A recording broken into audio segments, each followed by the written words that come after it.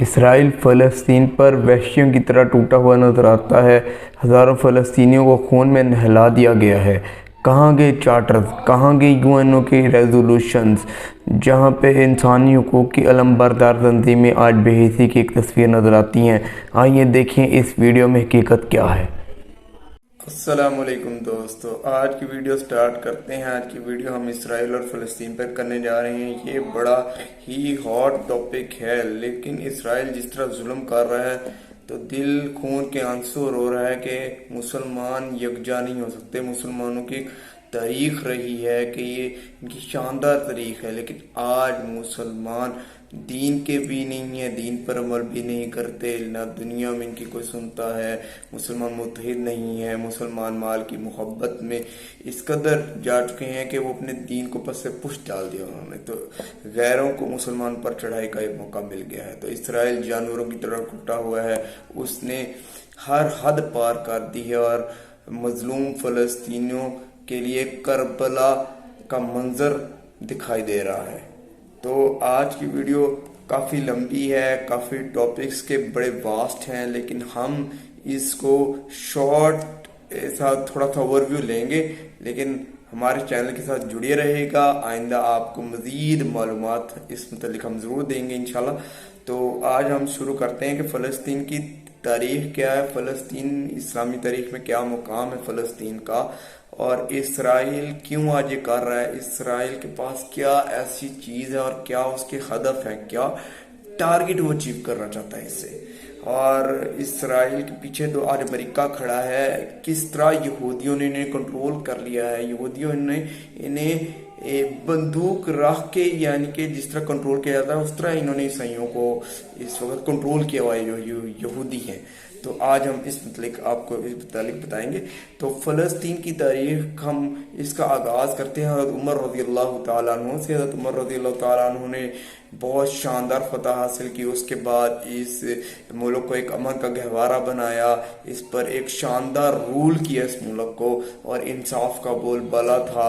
اس کے بعد پھر وقت گزرتا گیا اور یہودوں نے سارا کو یہ بات کھٹکتی رہی، یہ انہوں نے گڑھ جوڑ کیا اور صلیبی جنگوں کا آغاز ہوا۔ پھر یعنی کہ فلسطین ان کے کنٹرول میں جاتا رہا، اور پھر ایک وقت ایسا آیا کہ صلاح الدین ایوبی جیسا مرد حر اٹھا اور اس نے ان کے خلاف اعلان جہاد کیا، اور پھر مسلمانوں کو بیک یہ علاقہ ملا۔ اور مسلمانوں کی تاریخ اس لیے بھی ہے کہ یہ قبلہ اول بھی ہے مسلمانوں کا، اور مسلمانوں کی ایک تاریخ ہے۔ انبیاء علیہ السلام اللہ کی دعوت لے کر اس علاقے میں آئے، اور اس کی بڑی زرخیز تاریخ ہے مسلمانوں کی ہسٹری میں۔ اب اسرائیل کہاں سے مضبوط ہوا، اس کو مضبوط کرنے میں کن عناصر نے اپنا کام سر انجام دیا، میں اس کے متعلق آپ کو ضرور بتاؤں گا۔ اس کو ویڈیو کو آخر تک ضرور دیکھیے گا کہ اسرائیل کس بل بوتے پر اس نجائز قبضہ کر بیٹھا ہے۔ تو اسرائیل شروع ہوتی ہے بات کہ اسرائیل نے جو 18ویں صدی کا شروع تھا، تو اسرائیل یہودی پھر سے یکجا ہونا شروع ہو گئے۔ یہودی تیتر بتر ہیں، یہودیوں کا یہودی بہت کم تعداد ہے دنیا میں، لیکن یہ ایک یونائٹڈ قوم ہے ہمیشہ سے، اور یہ اپنے اہداف کو بڑی خوبی جانتے ہیں۔ ان کا مسلمانوں سے حسد کا ایک رشتہ ہے کہ مسلمانوں سے حسد کرتے ہیں۔ یہ اس لیے حسد کرتے ہیں کہ یہ چاہتے تھے کہ انبیاء کی جو آنے والی نسل ہے نا، آخری نبی بھی ان کی نسل میں سے ہی آئے، لیکن آخری نبی کیونکہ اللہ تعالیٰ نے اپنے پیارے محبوب کو قریشی ہاشم قبیلے میں رکھنا تھا، اور تو اس لیے ان کو ایک حسد ہے کہ آپ صلی اللہ علیہ وسلم ان کے نسل میں سے کیوں نہیں آئے، تو وہ حسد میں پڑے ہوئے ہیں، اور ان کا مین موٹو تو یہ دجال کا انتظار کر رہے ہیں۔ تو اس کے لیے وہ ہر حد سے گزرنا چاہتے ہیں۔ انہوں نے ایک طرح کا کنٹرول کر لیا، اور معاشی طور پر وہ ہر چیز میں وہ مضبوط ہیں۔ اس وقت پیچھے بیٹھ کر وہ اس وقت گیمنگ کر رہے ہیں، وہ ساری ٹیکنالوجی ان کے پاس ہے۔ تو یہ بات شروع ہوتی ہے کہ 1917 میں جب سلطنت عثمانیہ کا زوال ہوا، جب زوال پذیر ہونے کے قریب تھی سلطنت عثمانیہ، تو نا برطانیہ میں جو ان کا ایک آرتھر بالفور تھا، ایک کیبنٹ کا رکن، تو اس نے ایک لیٹر جوئش کمیونٹی کو لکھا ہے۔ 3 پیراگراف پر یہ لیٹر ہے، یہ میں آپ کو بھی دکھا بھی دوں گا ادھر۔ 3 یہ لیٹر میں انہوں نے کس طرح اندر کھاتے फ़लस्तीन को होल्ड करने की कोशिश की। इस लेटर में उस सारा कि उन्होंने यहूदियों को ये बावर करवाया कि आप फ़लस्तीन में चले जाएं तो उधर जाकर अपना मुल्क आबाद कर लें। बेसिकली ये लेटर उस तरह लेटर नजायज़ कब्ज़ा करने की एक दलील थी कि वो इसराइल को ये कह रहे थे कि तुम नजायज़ तौर पर कब्ज़ा कर लो जाके, क्या तुम्हें कोई कुछ नहीं कह सकता।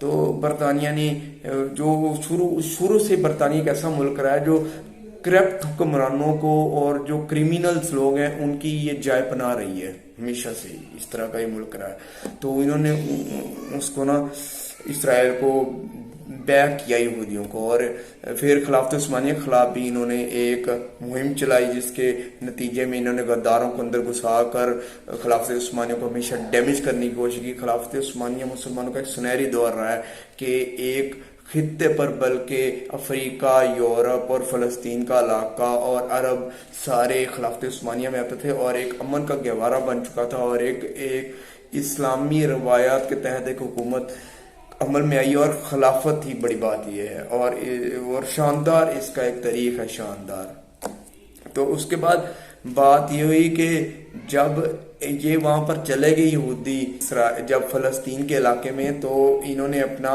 होल्ड मजबूत करना शुरू कर दिया। वहाँ पर यहूदियों को इन्होंने बुलाना शुरू किया, यहूदी वहाँ पर पनाह गुज़ीन हो गए, यानी कि पनाह लेना शुरू कर दी यहूदियों ने एक तरह से। तो 1948 में जंगें इनके खिलाफ होती रही, मुसलमान अपने तय लड़ते रहे, मुसलमान यकजा होकर नहीं लड़े। एक मुसलमानों के ज़वाल पजीर होने की ये वजह है कि मुसलमान यकजा हुए ही नहीं। मुसलमानों को इन्होंने टोटली तौर पर अपना गुलाम बना के रखा है हमेशा से, कि इन्होंने गद्दारों के तहत हुकूमत करवाई इन पर, मुसलमानों पर, और मुसलमानों को अपना गुलाम बना के रखा है। अरब हुक्मरान के गुलाम है।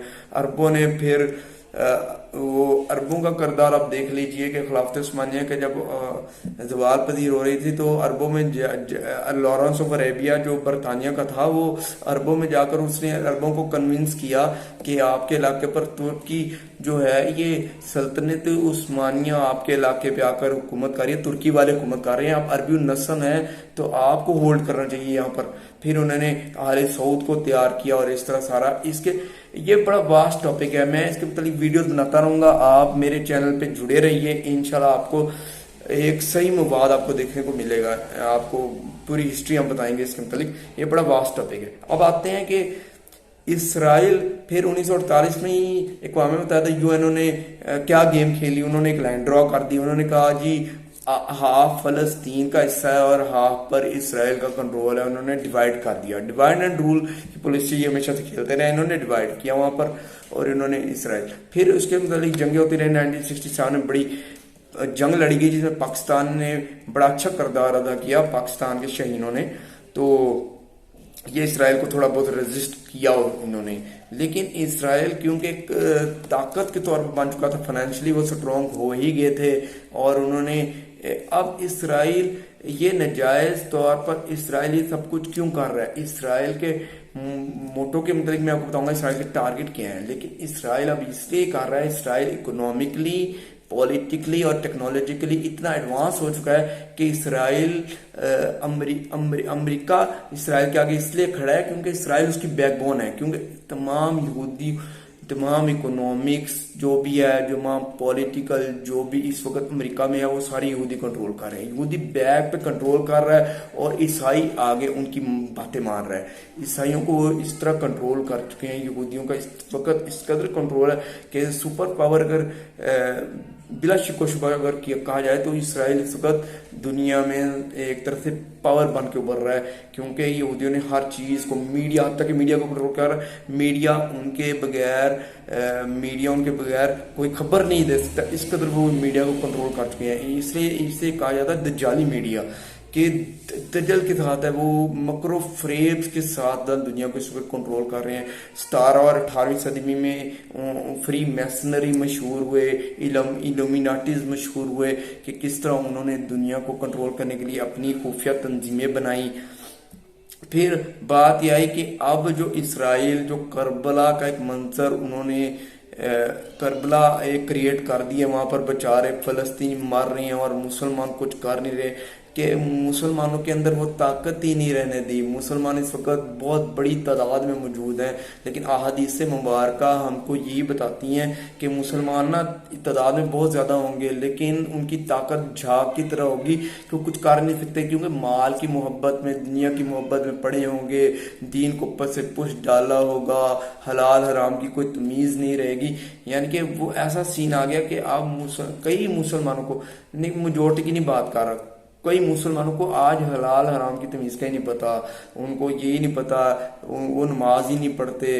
اور پھر ہم یہ دیکھیں تو ہم ساری روایات سے دور ہٹ چکے ہیں اسلام کی، اور ایک فتنے کا دور ہے.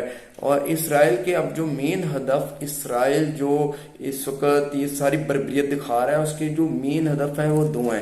ایک وہ اس فلسطین کو خالی کروانا چاہتا ہے، وہاں پر یہودیوں کو آباد کرنا چاہتا ہے، ساری ٹیکنالوجی کو وہاں پر لا کر ہیکل سلیمانی بنا کر اس میں اپنی ساری سپر کمپیوٹر جو ٹیکنالوجیز ہیں ان کے پاس، اس کو وہ ریسٹور کرنا چاہتا ہے وہاں پر، اس سے وہ کنٹرول کرنا چاہتا ہے دنیا کو. اور وہ اپنے دجال کے آنے کی تیاری کر رہا ہے، جس کو وہ نجات دہندہ سمجھتا ہے، اپنا مسیحا سمجھتا ہے. اور ہم اس جو یہ دل پریشان ہے کہ بیچارے فلسطینیوں کے پاس، ابھی میں وکی لیکس کا وہ ڈاکیومنٹ دکھاتا ہوں جس میں انہوں نے یوکرین اور فلسطین کی جنگ کا کمپیریزن کیا ہوا ہے کہ یوکرین کی جنگ کو آج 600 دن ہونے لگے ہیں، تقریباً 600 دن 600 ڈیز ہونے لگے ہیں، اور فلسطین کی جنگ کو جسٹ ابھی 1 مہینہ بھی نہیں ہوا. اور کس قدر کیجویلٹیز ہو چکی ہیں کہ دل دکھ رہا ہے کہ مسلمان کیا ہو رہا ہے ہمارے ساتھ، اور ہم کچھ کر بھی نہیں پا رہے. تو مسلمانوں کی اس حالت میں مسلمانوں کی اب کلیکٹیو کوشش کیا ہونی چاہیے کہ ہم فلسطین کے لیے کچھ کر سکیں، کیونکہ اگر ہمارے بس میں کچھ بھی نہیں ہے تو کچھ نہ کچھ تو ہم کر سکتے ہیں. اس کے لیے اب یہ ہے کہ وے آؤٹ یہی ہے کہ مسلمان جو ہیں وہ کسی فورم پر یکجا ہوں، اور کوئی اپنا بیان جو ہے سخت بیان ہی ریکارڈ کروا دیں. اگر آپ لوگ کچھ بھی نہیں کر سکتے، حکمران تو یہاں تک کر سکتے ہیں اگر وہ کرنا چاہیں، لیکن حکمرانوں میں مجھے لگتا ہے اتنی بھی طاقت نہیں ہے کہ وہ یہ بھی کر سکیں. اس کے لیے انڈیویجولی یہی ہے کہ ہم سوشل میڈیا پر اپنا پروٹیسٹ ریکارڈ کروائیں. پروٹیسٹ ریکارڈ کرانے بے شک کچھ نہیں ہوتا، لیکن یہ امپیکٹ ضرور ڈالتا ہے. یہ سوشل میڈیا کا دور ہے، اس سے بات ابھرتی ہے. آج یورپین ممالک اور امریکہ بے شک وہ پشت پر کھڑے ہیں اسرائیل کی، لیکن ان کی عوام جو ہے وہ اس کے لیے پروٹیسٹ کر رہی ہے. ان میں بھی عقل ہے کہ وہ اسرائیل کیا دہشت پھیلا رہا ہے. اسرائیل ناجائز طور پر قابض کیا گیا ہے، یو این او نے اس کی بیک پر ہے. یو این او نے کچھ نہیں کرنا، نہ وہ پہلے کچھ کر سکتی تھی نہ آج وہ کچھ کر سکتی ہے. وہ جسٹ ایک چہرہ انہوں نے آگے رکھا ہوا ہے لوگوں کو ٹھنڈا کرنے کے لیے. یو این او کو جو صحیح جو بات ہے وہ یہی ہے کہ لوگوں کو ٹھنڈا کیا جائے. یو این او کے تحت یو این او کچھ بھی نہیں ہے. یو این او جسٹ ان کی ایک تنظیم ہے جسے وہ صرف کھانے پینے کے لیے اکٹھا ہوتے ہیں، جو کھانے پی کھا کر تقریریں کر کے وہ علیحدہ ہو جاتے ہیں. جو آج بیانات آ رہے ہیں امریکہ کے، اور یہ مسلمانوں کے لیے تو ایک نا مسلمانوں کے لیے تو کھلا پیغام ہے کہ مسلمانوں کے لیے کوئی جائے پناہ نہیں ہے اس وقت. کیونکہ جب انہوں نے اس عراق پر حملہ کیا تھا تو انہوں نے یہ چیز بنائی تھی کہ میس آف ویپنز ہیں، میس آف ویپن ڈسٹرکشن ہے وہاں پر، لیکن بعد میں کچھ بھی نہیں ملا وہاں پر. یہ سارا 2 نمبر تھا، 2 نمبری چیز تھی جس کو بیس بنا کر انہوں نے حملہ کیا. آج بھی میری جو تھنکنگ ہے اس سے آپ ایگری کر سکتے ہیں، نہیں بھی ایگری کر سکتے. یہ جو انہوں نے اب جو پرسیپشن بلڈ کیا ہے کہ ہمارے سولجر ہاسٹیجز کر لیے ہیں حماس نے، تو میں یہ بتاتا ہوں کہ ٹیکنالوجی اتنی ایڈوانس کی ہو چکی ہے، اور اسرائیل کے پاس لیٹسٹ ٹیکنالوجی ہے، آئرن ڈوم ٹیکنالوجی ہے، جس کے تحت وہ اپنے میزائل جو اس کی طرف فائر کیے جاتے ہیں اسے وہ انٹرسپٹ کر سکتا ہے اور ہوا میں ہی اسے ختم کر سکتا ہے. ایسی ٹیکنالوجی ہے. اور وہ سینسر اس نے لگائے ہوئے ہیں غزہ کی پٹی پر، جو غزہ کی پٹی پر ایسے سینسر اس نے لگائے ہوئے ہیں کہ وہ ساری حرکت و سکنات سے واقف ہے. تو اسے یہی نہیں پتہ چل سکا اتنی ٹیکنالوجی کے باوجود کہ حماس جو ہے وہ اتنے میزائل وہ کر رہا ہے جمع. تو یہ ساری فالس سٹوری مجھے لگ رہی ہے جو اسرائیل نے گھڑی ہے. اسرائیل جسٹ حملہ کرنا چاہتا تھا اور ادھر سے تمام مسلمانوں کو نکالنا چاہتا ہے. اور یہ تو ان کے ایک जो मिनिस्टर ऑफ डिफेंस है, जो विकी लीक्स में उसका नाम आया है, उसने ये बयान देते हुए पकड़ा गया है। वो कहता है कि हम फलस्तीनियों को यहाँ से निकाल कर बाहर फेंक देना चाहते हैं।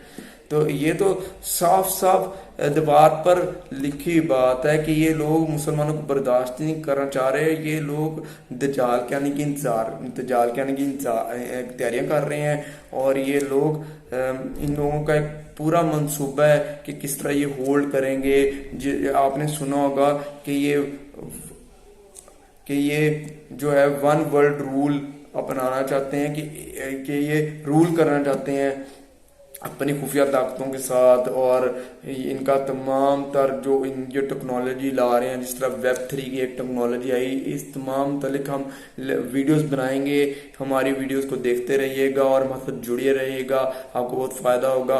मुसलमानों को इस वक्त करना ये है, मुसलमान को ऐसी ऑर्गेनाइजेशन ढूंढ रही है जो वहां तक जिनकी रसाई हो, जो इमदाद लेकर वहां जा सकें। फिलहाल तो कोई चीज नजर नहीं आ रही। जिस तरह वहां पर खुराक की शॉर्टेज हो गई है, अभी हाल ही में खबर आई है कि खुराक 5 दिन की रह गई है। पता नहीं आगे जाकर क्या बनना है उन बेचारों का, क्योंकि चारों तरफ से सीज्ड है बॉर्डर। इसराइल ने सीज किया हुआ है, उसके हलीफों ने सील किया हुआ है, और अरब भी इस वक्त डिवाइड है। अरब मान चुके हैं, इसराइल को तस्लीम कर चुके हैं। तो अरब इनसे कोई उम्मीद नहीं होनी चाहिए अब।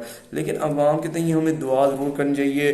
दुआ मोमिन का हथियार है, लेकिन मुसलमान इस वक्त दुआ के अलावा कर भी नहीं सकता, क्योंकि मुसलमान हर चीज में तनज़्ज़ुल का शिकार है। मुसलमानों ने ना सिर्फ दीन को पस पूछ डाल दिया है, बल्कि उन्होंने दुनिया में भी कोई तरक्की नहीं की। दुनिया को भी वो बाला ताक रख चुके हैं, वो सिर्फ माँ की मोहब्बत में पागल हो चुके हैं। तो हमें चाहिए कि हम प्रोटेस्ट करें, हमें यूनाइटेड होना चाहिए। आखिरी बात यही है, आखिरी एक बात यही है कि हम जब तक यूनाइटेड नहीं होंगे तो ये इस तरह ही हम पर रूल करते रहेंगे। इस तरह ही इन्होंने खानदान खत्म कर दिए हैं। अगर हम फलस्तीन की वीडियोस देखते हैं तो दिल खून के आंसू रोता है कि क्या कर रहे हैं, क्या नस्ल कुशी कर रहे हैं, कि जिनोसाइड कर रहे हैं ये वहां पर। तो मेरा तो ये कहना है कि सोशल मीडिया पर अपना प्रोटेस्ट रिकॉर्ड करवाते रहें और ज़्यादा से ज़्यादा इस तरह की वीडियोस को शेयर करें, क्योंकि ये इम्पैक्ट ज़रूर डालती हैं। बेशक हम अब कुछ नहीं कर सकते, लेकिन आई होप कि अल्लाह ताला न बेहतरी के हालात पैदा करें और फ़लस्तीनियों की मुकहबी नुसरत करें और मुसलमानों को हिदायत नसीब फरमाएं। तो अगर आपको वीडियो पसंद आई तो शेयर ज़रूर करें और सब्सक्राइब कर लें चैनल को। इंशाल्लाह फिर मिलते हैं। Stay tuned with me. Okay, Allah Hafiz.